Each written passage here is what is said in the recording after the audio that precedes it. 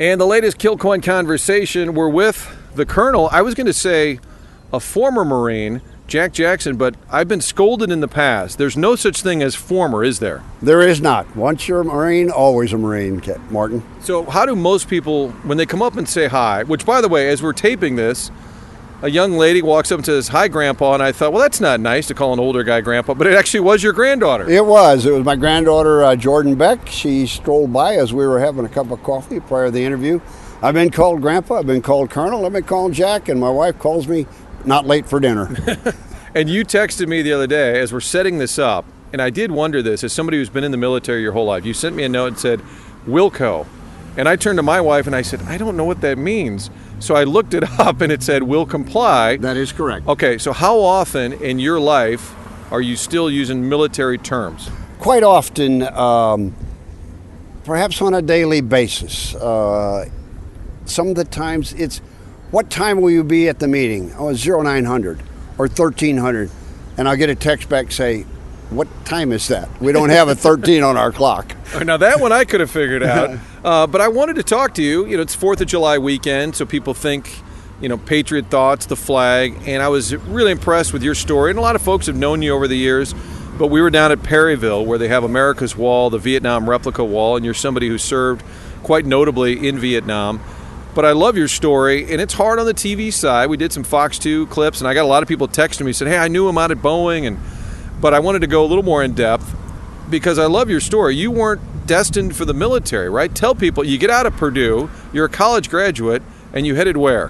When I got out of Purdue, I graduated, and I took a job with General Motors, and I was an engineer, and they said, well, the Vietnam War was ramping up big time. It was 67, 68. And they said, because you have a critical skill, which, Martin, I never have figured out why they gave me that. It's not much critical about me. And so I had a draft deferment, and I went to work for General Motors in a place near Youngstown, Ohio, a place called Warren, Ohio, northeast corner. I didn't care for the job at all. Building cars was not my forte. Now, this will give your listeners a lot of insight here as to how I think things through. I was driving home. I'd been up there about a month, and I drove by a recruiter station, and I saw a life-size poster of a Marine in his dress blues. Call it fate, call it whatever. There was a parking spot right next to that, so I whipped in there. And it was a recruiting station, and I looked at that uniform, and I said, that's a nice uniform. I'm going to go be a Marine. So, and no thought about, hey, this is a dangerous time to do this, or man, I may end up overseas? I never thought about it. I just thought, that's pretty cool. So I went back the next day to my boss, and I said, sir, I'm going to go down to the recruiter's office. I'm waiving my draft deferment.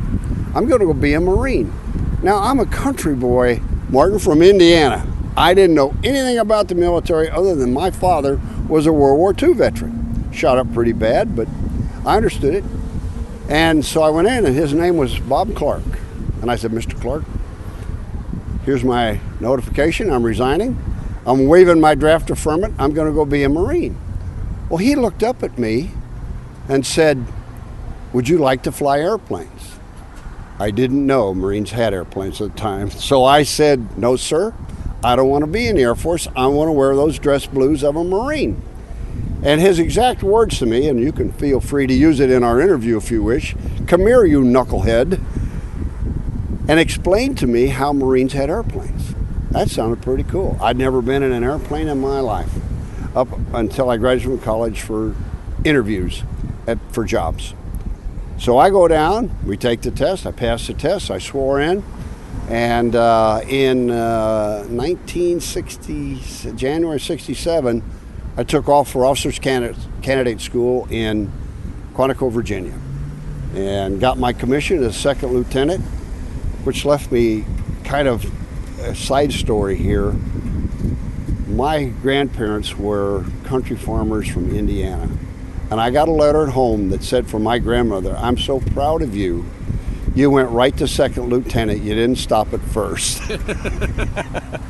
And so they sent me right to flight training. We didn't go to basic school like most Marines do today. Got my wings in 11 months, went to my tactical squadron. 2 months after that, I was in Vietnam flying combat mission, 68, 69. Did you ever, when you first got to Vietnam and you're flying, and that's an unbelievable story, you're a guy out of college, never flown, now you're over here representing the country in Vietnam, but did you ever get over there and say, man, what mistake did I make? This was really a scary and bad decision. Did you ever think those thoughts? You know, like most people in a combat situation, you don't think about it until it's over. And there were times, to be quite candid with you, when I got back after a hairy mission, a very complicated, dangerous mission, I would sit down in that tent or that chicken coop that we stayed in and think, you know, you could have been shot to pieces. What the heck are you thinking? And that's when you start looking at your family pictures that you got, you know, that are faded and wet, and say, you know, you better be a little more careful next time. But when the shooting was going on for me, I never really thought, and I became angry lots of times at the fact they were shooting back. That was their job. They were honorable men. They were defending what they thought was right, and we were what we thought was right. But when you got home, that's when kind of the fear set in, if you will. How many missions, how many times were you there and then you came home and then you said, well, I'm going back over there? How much back and forth, and how many total missions? Total missions was, I had to go to the Pentagon because someone said it was over 600. So I went to the Pentagon a couple years ago, and it was, that exact total was 668 combat missions in Vietnam. That's a staggering number. I mean, and to stand here in 2020 and alive to tell about it, I mean, there had to have been times where you felt, I cheated death. Yes, there were. I got shot down twice in helicopters, shot up pretty bad flying jets up in North Vietnam. But, yeah, you know what they say, the good Lord takes care of drunks and dummies, and I don't drink. So... well, you can laugh about it now, but did you think, you talk about being shot down, take us through that. What does that entail, and does your life flash before your eyes? What goes on in your head when that's happening? Well, when it actually happened, the first time it happened, without being stringing this out, I was in a Huey gunship helicopter, and I didn't see it coming. We'd just been at an outpost, full of gas, full of bullets, and we got shot up through the belly of the airplane, up through the engine and a gas tank, and it burst into flames. And we went in pairs. You always had a wingman to take care of you. You were Ryan flying, and you'd been my wingman. And it burst into flames. Well, the first thing people ask that don't really understand helicopters, they'll say, did you eject? No, you don't eject out of a helicopter, ladies and gentlemen. That's like a banana going through a fan. You write it down. So I wrote it down, and it was almost dark. And my wingman, who was from Tennessee, came up on that slow Tennessee draw and said, instead of Mayday, Mayday, he goes, Jackson, that thing's really burning. I don't know if you're going to make it. Just get on the ground, Mel, and pick me up. I wrote it down, and this is the one time that I thought this is not going to end well. I hit on the helicopter hit on the side of a ditch, a big ditch, and it pitched up on the nose, and it teetered there. We're all hanging in the straps, and all this gas and fire is coming down over us, and I thought, this thing's going over. You're done. And for some reason, it tilted back on the side of the bank, and we all scurried out of there and kind of shot our way out, and I had to drag a kid out. But that was the one time when I was over there that I thought, this isn't working. And the heart rate really got up. How gruesome, and how do you, we talk about getting a kid out, I'm sure a lot of these were rescue missions where your job was to get in, pick somebody up, and we've seen the movies, probably don't do it justice. How hard is it to kind of not have nightmares or relive some of that? I came home a different person, Martin.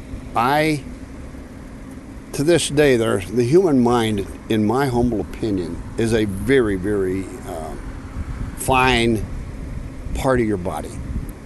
And you have the ability to block things out that hurt. And to this day, I don't talk about some of the things I went through because it's not worth it. And even to other veterans, we'll talk about some things up to a point, and then you just watch a veteran's eyes. Over this 4th of July, if you run into a veteran, and they start to just kind of look away, stop. Just stop asking questions. Maybe just listen. And so there's some things you just don't tell. And There's something I haven't got over this day. If I'm sound asleep and you want to wake me, don't touch me, because I'm coming off that couch. My wife learned that, so to this day, just say my name, maybe shake the bed, but don't touch me if I'm sound asleep. Colonel Jack Jackson, our guest. The Kilcoyne Conversation is presented by Marita Villa Senior Living. Take that virtual tour right now online. Marita Villa Senior Living, the longtime home for our good friend Red Schoendienst. Also our good friends at Triad Bank. They're in Frontenac on Clayton Road. You can get them online at triadbanking.com. It's a St. Louis-based bank that was started in 2005. How do you view the Vietnam War legacy now? And take us back, because I know you have some stories about how you guys were viewed back then. Has it improved over the years? Because we know, and there's been movies made about how poorly the vets from Vietnam were treated. Take us through that, and then maybe bring it up to modern time with, has it changed over time, how people view it? Well, it was, when I got home, I didn't realize how much the men and women in uniform who were serving there were hated. I didn't know anyway. And I'll know, this is what makes me such an advocate for the veterans today. And it's Vietnam veterans' legacy to make sure our veterans who come home, these young men and women who were perhaps shot to pieces or mentally struggling. When I got off, I came home. I hadn't seen my wife for but 4 days out of 13 months. And I hadn't seen the second year of my first child's life. I missed all that. I was getting off the plane at O'Hare in Chicago. This was in the fall of '69. December, actually. And back then you could go to the gate. Well, my wife was waiting outside, and as I was getting off, I was in my uniform, a man in a business suit. I wouldn't know that man if I met him today, pushed me and said, "Get out of the way, you SOB." Now, a good Marine would have turned around and ripped his lips off, but I'm told it takes a long time to grow lips back. And the other thing was, I thought, I don't want to come off this airplane in handcuffs and try and hug my wife. So I just kept going. But that has stuck with me after all of these years. And now we have our young warriors coming home, our young men and women who've served in combat, who are sustained wounds that are alive, but back in my first combat tour would have been fatal. And so we struggle with that, and we have to make sure that they're taken care of. Most of them just want to get on with their life, even though I know one kid's had both feet and arms burn off. He just wants to get on with his life. Let's help him. Let's take care of him. And you don't have to be in the military to do that. This is the 4th of July, the celebration of the birthday of the greatest nation in the world. Take a meal over to someone like that. Or maybe babysit their kids so they can go out. Or if they have another struggle, help them with. That's what America's all about. I get a little sometimes emotional when I hear someone say, well, this guy or that woman is a patriot. If my studying of history is correct, when the last person on the 4th of July signed that Declaration of Independence, the silence in the room was deafening because they knew the sacrifice they were going to have to make. So if you're a patriot, there has to be a sacrifice. And our men and women have done it so that we can stand here and do this interview, and people can do what they want to do in this great nation of ours. It seems possible to me, and maybe it's myopic or silly on my part, you can hate war and the idea of war, but be proud of the people who serve. You know what I mean? I think there's a way to have both thoughts. You nailed it. That's exactly right. And I think if you talk to a veteran who perhaps has seen his share of combat, no one hates war more than that, because we know. I don't want to see it. I don't want to see it. But don't take it out on the person who wore the uniform just because you're not happy.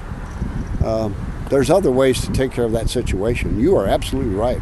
Does any movie do it justice, whether it's about Vietnam or whether it's about war in general? Not really. I don't watch many war movies. A few years back, there was a movie out that my wife wanted me to watch, and it was called When We Were Soldiers. And I don't recall I think it was Mel Gibson, but I'm not sure. Well, Martin, I got about a third of the way into that movie and I thought, I'm not watching this. because it did a pretty good job. But when they started the shooting and the body scout and the body parts, what you don't see is the actual screaming and the pain and the fact that some of them aren't going to make it. Those are things you don't forget. And why bring that back? And throwing water in your airplane, and the medevac birds couldn't get into some of the places I was. So the gunships, we shot our way in, threw on the most wounded, and we brought them out. And that was our job. So so you just try and that movie was pretty close. If people want to see what the anguish is, that's it. But you don't have the smell. You don't get to look into the eyes of everyone there, and you don't get to look into the face of the guy who's really wounded, who they threw onto your airplane, and the guy who's still bleeding did it, and he has to stay behind, and you don't know if he got out or not. So the kid from Indiana that had a degree from Purdue ended up in Vietnam, and then ended up in politics. State rep in Missouri. You were in Jeff City for 4 years. How did you veer into politics? Well, when I got out of the Marine Corps active duty, I took a job as a test pilot at the Boeing company in St. Louis, Missouri here. And so I wound up with kind of a desire to serve this country. After those 2 combat tours, I said, this nation is going to... But I got to the point where the gray hairs of maturity, the Marine Corps said, we can't use old men. So I helped build the weapon systems that defended this country at the Boeing company, the Harrier, the jump jet, the F-18 Hornet, so on and so forth. And when that started to come to an end, I thought, well, where else can you serve? And so that's when I ran for a state office, became a state representative for our district. And I was down there 2 terms. And unlike a lot of them, I just said, I've done all I can do here. It's time for me to move on. And so I just left. And there were rumblings you might run for governor or whatever. Did you ever want to take it to another level? Did you ever think about it? I did. I thought that that was asked, and I'm asked even to this day, would I do it?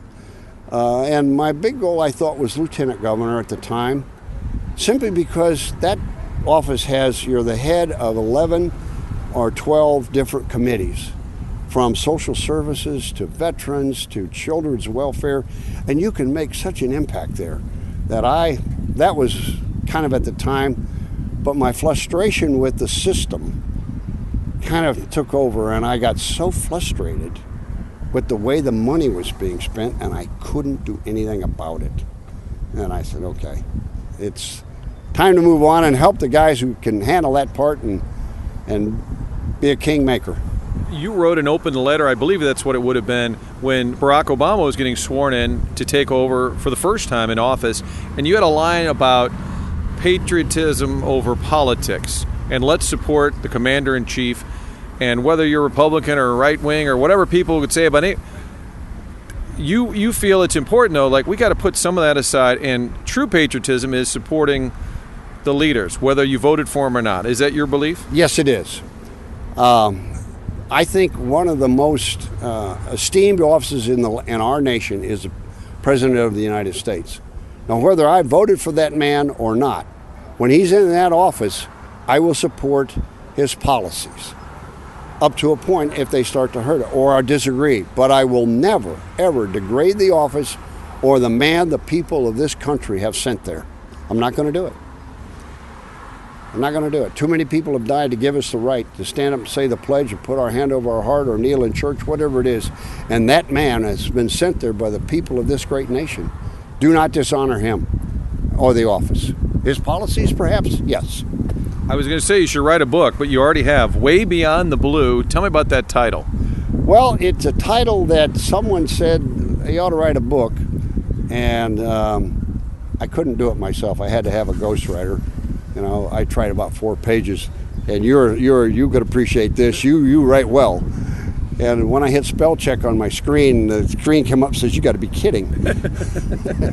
And so I wrote the book, and it takes it beyond the combat. It takes it beyond some of the testing I've done.